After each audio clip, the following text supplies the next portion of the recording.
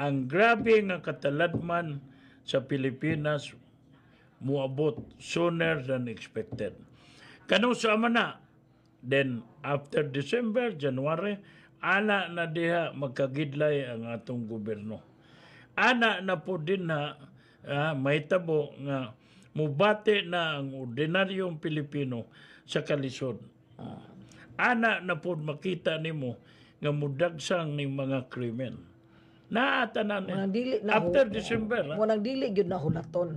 Amo, di na kung maingon na. Basta, mao na'y mahitabo. Mao na'y mahitabo. Kaya ang atong mga leader, by nature, opportunista. Way back, panahon ni Marcos, tuwatan ng Marcos. Pag-abot ni Core, ang tuwang Marcos, ingadto ng Core. So, pagkawa ni Core, balimbing na po. So, in other words, dili ni bago.